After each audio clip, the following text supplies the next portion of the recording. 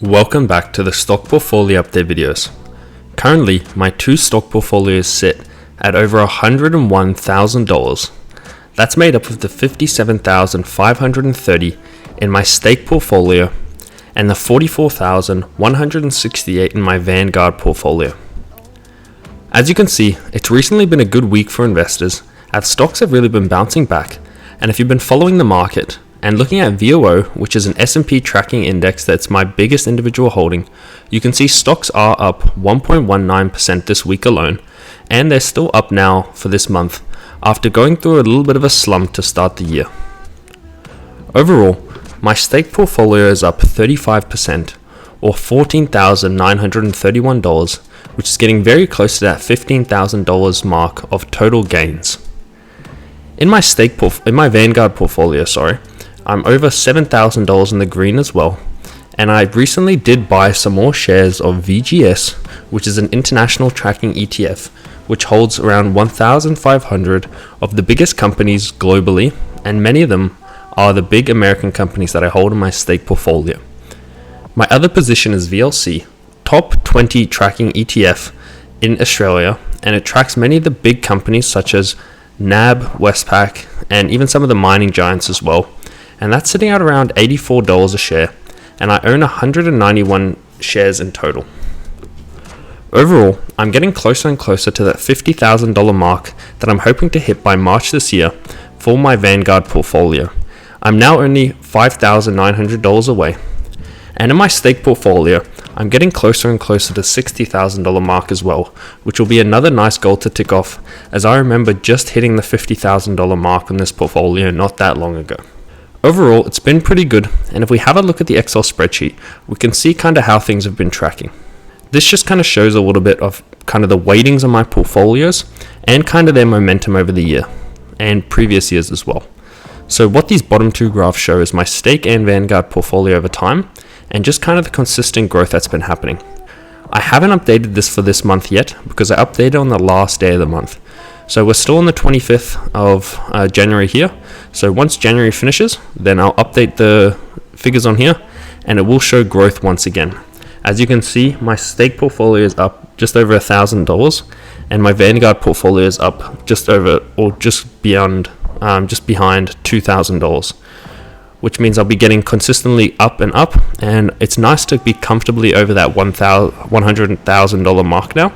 Kind of have a $1,000 buffer. But what that also does mean is all I need is a 1% bad day and I'll be back under it. So whilst I'm a little bit in the clear now, I still have to keep depositing extra money in and growing the balance so that I can comfortably be over the $100,000 mark going forward. But it has been a nice goal to tick off. Overall, I mentioned it briefly, but I did buy some more shares into VGS. Again, that is one of my biggest holdings now. So keep in mind the Vanguard portfolio is in Australian dollars and the American one is in US in terms of this. So just looking at it kind of side by side, I'm not sure exactly if now VGS is bigger than my Vanguard VOO position, but I'll end up doing the maths on it and or just doing the currency conversion, and I will bring that up in another episode. But yeah, if it's not bigger, then it's getting very close at $28,000 in that position. So getting close to that $30,000 mark, which is quite nice as I'm kind of just growing out my portfolio. I know lots of people are worried about higher prices at the moment with many stocks feeling quite inflated. I do feel the same about a lot of positions, but again, I'm a long-term investor. I remember 2022 where things went down. There was times when my portfolio was down over 20%, but I used that opportunity to buy in. So if something like that does happen again, I'm just going to continue to grow my positions and just kind of keep a long-term outlook again, because I am 22 years old, so I do have a long investment horizon ahead of me. So whilst I'm trying to avoid losses, as everyone should, I don't think it's the right time to be trading positions and doing all sorts of things. I still need to keep a level mind and just kind of keep a long-term approach.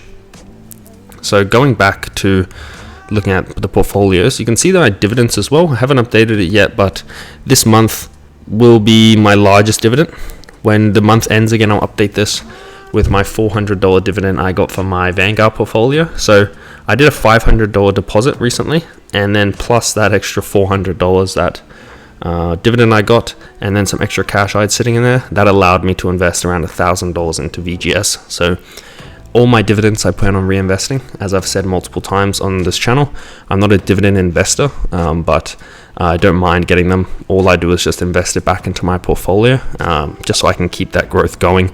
And then hopefully this year I can hit over $2,000 in dividends, especially with this big dividend to start the year. I think I'm going to be well on track, because if I can hit around $1,500 in total dividends from my Vanguard portfolio, my stake portfolio should be able to pick up the remaining $500. So yeah, which will be nice. And yeah, just keep reinvesting it so I can keep seeing that growth long term. Looking at the stake portfolio again, kind of breaking down my holdings, you can see nothing's really changed, but I did want to speak about one of my bigger holdings, which is Alphabet, and it is a position I've been growing recently. As you can see, its market value is around $4,500 currently, and its price did recently just break $200 a share for the first time. So whilst it's a little bit down this week, and it kind of was above it prior, it's really kind of looking long term now that it's going to hopefully hold that $200 a share mark, which is a nice thing to tick off, because it's been a stock that I've held for a little while and I have been growing my position in it. And if we have a look at this article on CNBC, you can see it says here Alphabet shares closed $200 for the first time since a split adjusted basis. Alphabet shares closed over $200 for the first time on Friday, and whilst Google parent faces regulatory hurdles and increased competition, analysts are generously optimistic about the company. So generally, kind of there seems to be a good consensus about Alphabet going forward. The stock gained 1.1% on Friday and a little more than 2% for the week to close at $200.21. It's up almost 6% in 2025, whilst the Nasdaq is up 3.3%. So it's beating the overall tech or just the overall market, you'd say. Alphabet fresh record is on a split adjusted basis. So if you do remember, if you've been holding Alphabet for a while or looked at the stock even back when I started investing in it, it was like $1,700 a share at one point, and then all the way trading up. But then they did this 20-for-1 stock split. Kind of what a stock split does is you still own the same amount of portion that you held previously, but it brings the price down, I guess, for people that are investors who can only buy full shares. Like I have the benefit of being able to buy partial shares through stake, but people who can only buy full shares, it does make it easier for them to invest. It also makes people think it's cheaper. Keep in mind, it's not cheaper. It's still the exact same as it was before. It's just, again, the pie has just been split up. You're still getting the same amount of pieces. It's just been allocated differently. So that's some of the benefits companies see of stock splits. But yeah, you should look into it more if you kind of want to get a deeper dive into what actually happens. Tech mega cap companies started reporting earnings as well this week, so you can see some of those names are ones that I hold, like Microsoft and Apple, and then some of them are ones that I've previously held, like Meta and Tesla. But it'll be good to keep your eyes on kind of how these results kind of pan out across all big tech. As you can have, people have said, there's a lot being priced into stock valuations right now. And Alphabet's revenue in the third quarter increased 15% from a year earlier, accelerating from an 11% growth during the same period in 2024. The company generated $88.3 billion in sales in the third quarter and saw record cloud revenue. So people seem kind of bullish on Google at the moment. I was definitely one of them. I actually sold some of my shares in Apple, which was quite a good decision looking back now. Apple's had a bit of a rough run. As you can see in the last month, it is down 13, basically nearly 14%. I sold my shares at 250, so a little bit off the top, but still very good time to sell. I still hold $3,100 of Apple, but yeah, I sold around $1,500 roughly. And what I did with that money was I put it into Google. I detailed this a bit more in one of my older videos, but looking back now, that was a very good decision. Nothing wrong with Apple. Again, I still hold money in Apple.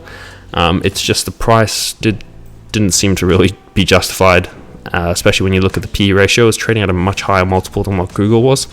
There were worries about its sales, especially in Asia, places like China, and just kind of their innovation side of things. They didn't seem to be growing too much. They kind of still relying on the iPhone sales and many of their other hardware sales. And of course now they're becoming they've gotten a lot better at things like subscription and recurring revenues, and they do things like share buybacks, so you're getting a bigger portion of the your pie.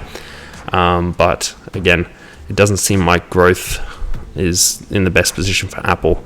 Hence, they're trading down 14% at the moment this last month, which is quite a large drop off.